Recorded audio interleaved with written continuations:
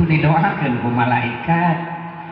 Saur Rasulullah yang tidur di pengajian pun tetap didoakan oleh malaikat. Bisa kompet. Nah ini kabar gembira sebenarnya bagi anda yang suka tidur ketika pengajian. Ternyata masih tetap didoakan oleh malaikat. Perkawis Isra Mi'raj, simkuring mau ngabahas perjalanan Isra Mi'raj. Dah simkuring yakin ibu bapak hadirin sadayana tos pada uninga margi saemut abdi tinuju SD dugi ka ayeuna Isra Mi'raj mah kitu we. Teu acan aya perobihan Bu. Minal Masjidil Haram ilal Masjidil. Teras ka mana? Ka Gebu. Ka mana? Ka Sidratul Muntaha. Salah sawios hikmah terbesarna diwajibkeun salat 5. Jadi saya tidak akan bahas itu. Saya ingin mengajak ibu bapak hadirin sekalian untuk melihat bagaimana background, latar belakang sebelum Isra Mi'raj ini terjadi dan apa efeknya bagi Sayyiduna Muhammad SAW. Latar belakang penting kita ketahui agar kita memahami betapa pentingnya Isra Mi'raj itu terjadi, dan efeknya juga penting kita ketahui agar kita bisa mengambil pelajaran, mengambil ibrah tina naon anu katampi ku Rasulullah sallallahu alaihi wasallam. 3 tahun sebelum Isra Mi'raj itu terjadi, intimidasi, teror, persekusi dari musyrikin Quraisy semakin menjadi-jadi. Puncaknya kaum muslimin diembargo, diboikot, diberok pamisaur urang teh mah di satu lembah namanya Syekh Ibn Abi Thalib.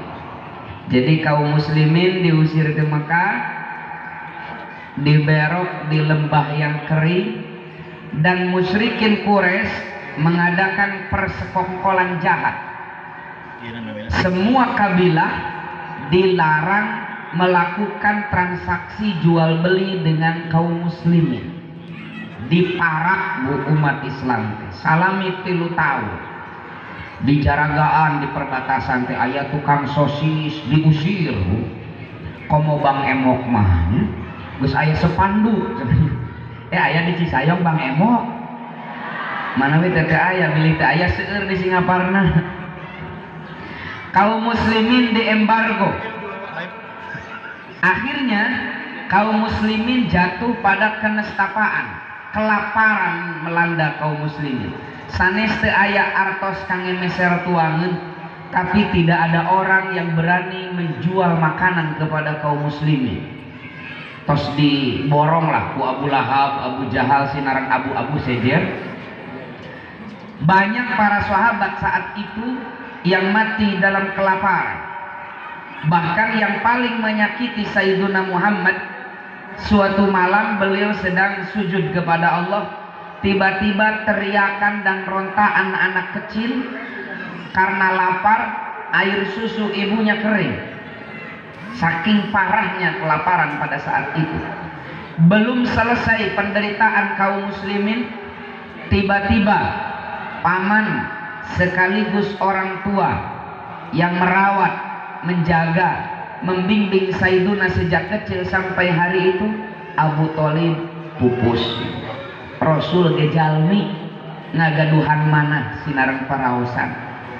Saha anu teu sedih dikantun ku sepuh, saha anu teu sedih ningali sahabat-sahabatna kelaparan. Nabi merasakan beban yang sedemikian berat. Belum genap 3 bulan Abu Thalib wafat, tiba-tiba Allah mengambil seseorang, tempat Nabi bersandar ketika lelah, tempat Nabi berbagi duka cita, tempat Nabi mencari keyakinan di saat beliau ragu. Khadijatul Kubro, sang istri tercinta, pupus. Sedihna luar biasa Rasulullah dikantun pupus kuno janten bojo. Bahkan tahun wafatnya Siti Khadijah dikenal dalam sejarah dengan Amul Huzni, tahun duka cita di mana Sayyiduna Muhammad sedihna luar biasa dikantun pupus kulu janten bojo. Bu upami ibu maot ti payun, kinten-kinten suami ibu sedih atau bunga.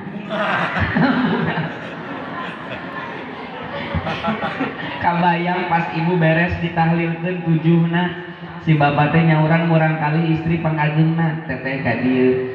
Ayeuna si mama geus almarhum, bapak titip lamun jaga teteh dewasa, lamun jaga teteh jadi istri kadenya ulah seperti almarhum si mama. 20 tahun bapak berumah tangga jeung si mama da gawe teh ngarudetkeun hate bapak. Tapi alhamdulillah pitulung ti Allah si mama teh ponok umur. Tah teh pertolongan ti Allah ka bapak. Lamun si mama panjang umur jigana penderitaan bapak bakal leuwih panjang. Sok ayeuna karek saminggu si mama innalillahi tuh tensi darah bapak jadi normal pan ayeuna. Bu, hoyong ibu dicintai ku suami sapertos dicintai na Khadijah ku Sayyiduna Muhammad. Bahkan ibu cinta Rasulullah ka Siti Khadijah tidak sampai hanya ketika Khadijah wafat. Aisyah meriwayatkan curhatannya di dalam riwayat Bukhari, saur Siti Aisyah, tidaklah ada seseorang yang membuat aku cemburu melebihi kecemburuanku kepada Khadijah. Jantan Siti Aisyah teh cemburu pisan ka Siti Khadijah.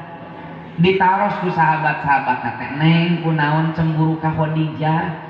Pan Khadijah mah tos ngantunkeun."